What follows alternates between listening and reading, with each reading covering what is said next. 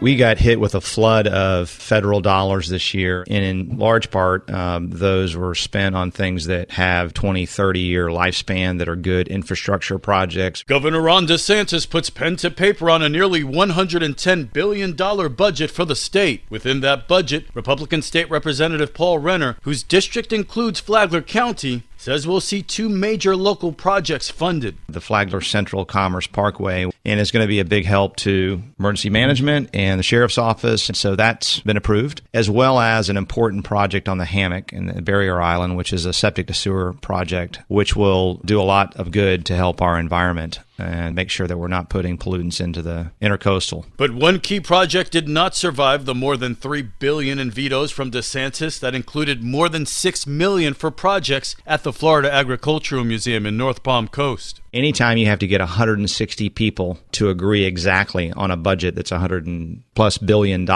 you're going to have projects in there that, in fairness, are not necessarily what taxpayers ought to be paying for. And you can have a difference of opinion about whether the governor vetoed the right thing or the wrong thing, but he's looking at things from that lens. The billions slashed from the state's budget will be placed into reserves. This local news is a service of Flagler County's Toyota dealer, Beaver Toyota, US 1 St. Augustine, here to wow you. Food shortage predictions, rising gas prices. It's a similar picture across the nation, with rising inflation sending food prices and prices at the pump through the roof. Pastor Charles Solano, the leader of the Grace Community Food Pantry in Bunnell, called conditions challenging. We can't afford to give everybody a gas card that comes there, but that's been a consideration, and we just anticipate more families coming. We're back to pre-pandemic levels, about 3,500 visits a month. They were 6,500 during the pandemic, but we anticipate that rising. So we're preparing for that. We're trying to locate new food sources. We really don't know what's coming down the pike. It's hard to predict. To donate to hunger relief efforts in Northeast Florida, visit gracecommunityfoodpantry.com. From the WNZF Newsroom, I'm Amy Cherry.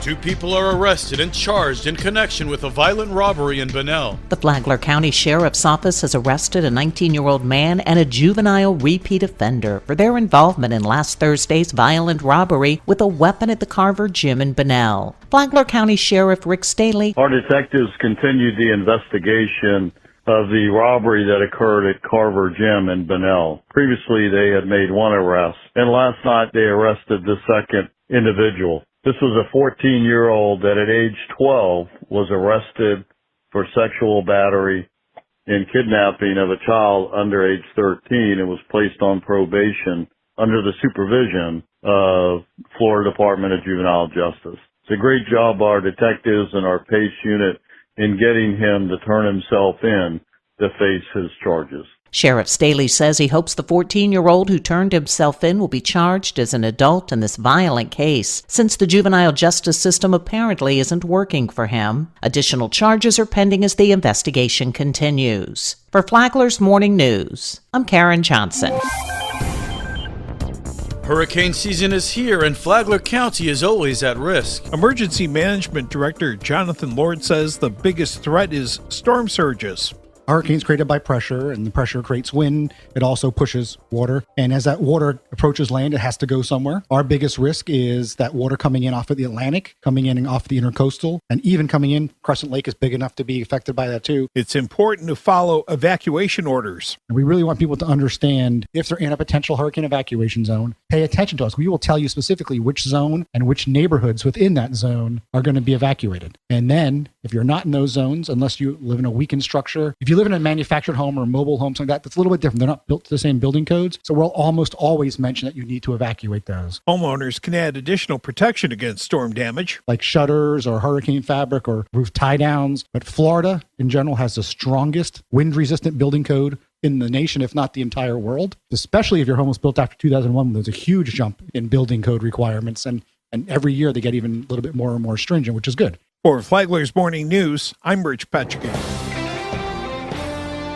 What is meningococcal disease? Flagler County Medical Director Dr. Stephen Bickles says it is a bacteria that can spread rapidly. It can attack young people. It's been seen in like college settings, dorms, and things like that. And it has a significant fatality rate. Bickle says that meningococcal disease is scary. He said there were 35 cases reported in Florida this year and 5 deaths. Bickle compared that, though, to COVID. We're looking at 5,000 to 10,000 cases of COVID per day in Florida and 10 to 20 deaths per day in Florida. Dr. Bickle said that Flagler County and Florida as a whole have very few cases of meningococcal disease this year. Flagler Health Matters is on the radio on Saturday mornings at 11:30 or anytime on the Flagler radio app. Tomorrow, Dr. Bickle talks about how a person contracts meningococcal disease and how it's treated.